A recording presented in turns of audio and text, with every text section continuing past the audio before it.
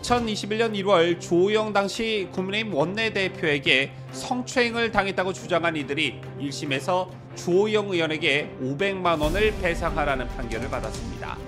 자, 그런데 이 판결이 주목을 끌고 있는 게 CCTV 영상까지 있는 비교적 결정이 쉬운 부분이었음에도 불구하고 무려 1심 판결까지 3년씩이나 걸렸다는 점과 이 사건에서도 역시 서울의 소리가 개입돼 있었다는 것입니다. 제2의 국민의힘도 법원 판결을 존중하면서도 사건이 발생한 지 무려 3년 만에 판결이 나온 점과 손해배상 금액이 피해에 비해 턱없이 적다는 점을 지적했습니다.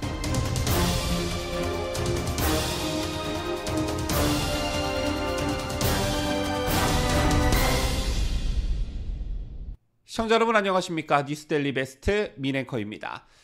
지난 2021년 1월 하나의 CCTV 영상이 큰 논란을 일으켰습니다. 어떻게 보면 논란이 될 거리도 아니었는데 유튜브 채널 서울의 소리가 주호영 성추행 의혹 CCTV 최초 공개라는 제목으로 2분 10초 분량의 영상 한 편을 게재하면서 논란이 확대됐습니다.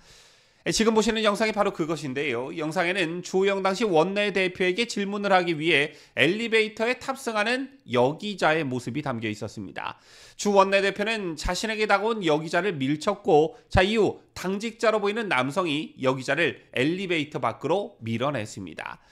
서울의 소리 측은 이와 관련한 영상을 통해 1차 추행 주 원내대표 손이 부적절한 위치에 여기자의 신체를 밀었다고 주장했고 이어 보좌관으로 보이는 남성의 손이 여기자의 가슴 부분에서 나온다라고도 덧붙였습니다. 즉 여기자가 성추행을 당했다 이런 것인데 그 이후에 뉴스프리존은 자사 기자가 국민의힘 당사 엘리베이터에서 주 원내대표에게 질문을 하려다가 성추행을 당했다는 내용의 기사를 보도했습니다. 이에 주 원내대표는 서울의 소리 또는 뉴스프리존 기자라고 주장하는 이름을 알 수 없는 여성을 고소했다 이렇게 밝히면서 이 사건은 법정으로 가게 된 것인데요.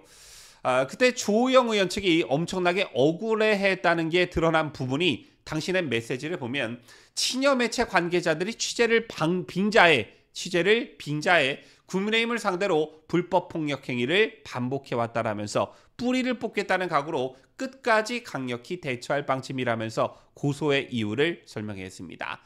그리고 허위사실 유포에 가담한 김용민 더불어민주당 의원과 이경 당시 홍보소통위원장 그리고 진해원 검사도 함께 고소하겠다고 밝혔는데 김용민 의원은 성추행 의혹과 관련해 주 원내대표의 여기자 성추행 의혹 사건 신속하게 조사해 합당한 조치를 취해야 한다라면서 원내대표라 이번에는 탈당은 안 하겠고 책임 있는 태도를 보여야 한다 이렇게 말한 바 있고요.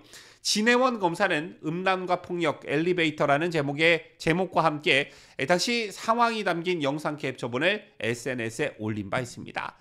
그리고 그 이후 이 사건은 한동안 이슈의 중심에서 사라졌는데 최근 법원이 주호영 의원의 손을 들어주는 판결을 내림으로써 이 사건의 문제점들이 다시 회자되고 있는 것입니다.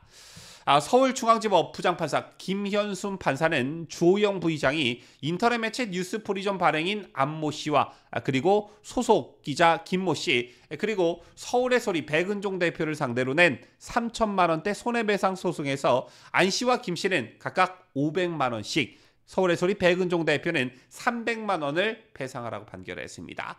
그 이유에 대해 법원은 엘리베이터를 녹화한 CCTV 영상 등에 의하면 주호영 부의장이 김 씨의 가슴 부위를 만지지 않은 것이 분명하다라면서 김 씨 등은 영상을 확인하고도 허위 사실을 적시해서 명예를 훼손하고 인격권을 침해했다라고 했습니다. 또 기사 내용은 공익과도 무관하다라고 지적했는데요.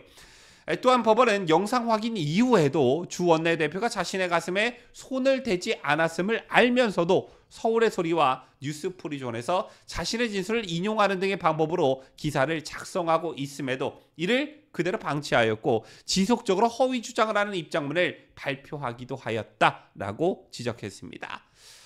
사실 앞서도 해당 CCTV 영상을 보셨지만 성추행과는 거리가 먼 그런 장면이었습니다. 어떻게 보면 의도적으로 접근했다 이런 느낌까지 이런 인상까지 주는 그런 영상이었는데요. 때문에 당시 주호영 의원 측도 친여 매체 관계자들이 취재를 빙자해 국민의힘을 상대로 불법 폭력 행위를 반복해 왔다라고 말한 것이지요. 자, 그런데 이 논란과 관련해 최근 내려진 법원 판결은 여러 가지로 문제점이 있다라는 것입니다. 명백히 CCTV 영상이 존재하는 성추행 의혹 사건이 어떻게 해서 무려 3년씩이나 걸려 판결이 나왔느냐라는 점과 그 사이 이 건으로 명예를 심각히 훼손당한, 즉 졸지에 성추행범으로 낙인 찍힌 주호영 의원의 명예훼손이 고작 500만 원, 300만 원으로 치유될 수 있느냐라는 점입니다. 반면 재계 국민의힘 원내대표를 겨냥했기 때문에 이 의혹을 제기한 서울의 소리 측은 지지층들의 큰 관심과 환호를 받았겠지요.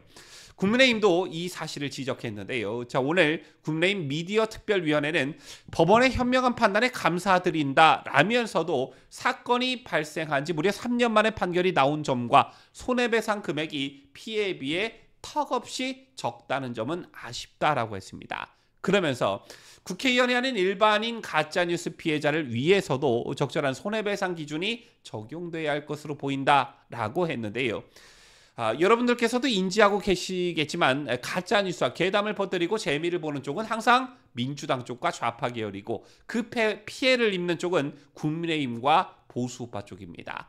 이명박 박근혜 정부 때도 가짜뉴스와 괴담으로 정권 또는 진영 차원의 막대한 피해를 입었음에도 불구하고 윤석열 정권 들어서도 이러한 악습은 멈추지 않고 오히려 증폭되고 있습니다. 특히나 윤석열 대통령과 부인 김건희 여사와 관련한 가짜뉴스는 그 수를 헤아리기 어려울 정도인데요. 대표적으로 줄리 의혹과 천공 국정개입설 이런 것들이 있고, 윤석열 대통령 한동훈 대표와 관련해서는 청담동 술자리 가짜뉴스가 국정을 혼란스럽게 만들기도 했습니다. 그런데 이런 가짜뉴스가 굉장히 위험한 것이 근거와 사실 여부와는 관계없이 진영 논리에 따라 그냥 믿고 싶은 것을 믿고 사실로 그대로 받아들인다는 점입니다. 실제 청담동 술자리 가짜뉴스의 핵심 인물 첼리스트가 법정에 출석해 태어나서 나는 윤석열 한동훈을 한 번도 본 적이 없다 이렇게 말을 했음에도 불구하고 청담동 술자리를 믿는다는 야권 성향 지지자가 70%가량 됐다고 하지요. 때문에 의도성이 있는, 즉 상대에게 타격을 주기 위해 가짜뉴스를 생성하고 유포하는 사람들과 관련해서는 그게 국회의원이 됐던 기자가 됐던 유튜버가 됐던 엄벌할 필요성이 분명 있다고 저는 생각합니다. 취재 과정이나 보도 과정에서 의도치 않은 오류나 오보는 있을 수가 있겠지만 좀 전에 전해드린 주호영 의원 건과 같은 의도성이 정말 뚜렷한 가짜뉴스에 대해서는, 또 청담동 술자리 가짜뉴스와 같은 것과 관련해서는 이게 벌금 또는 손해배상액 500만 원 정도로 끝날 일이냐라는 것이고, 한 사람의 명예가 걸린 재판일수록 더욱더 신속한 재판이 반드시 필요하다, 이런 말씀도 덧붙이면서 뉴스를 마치도록 하겠습니다. 지금까지 저는 자유대한민국을 소화하는 뉴스데일리 베스트 민앵커였습니다.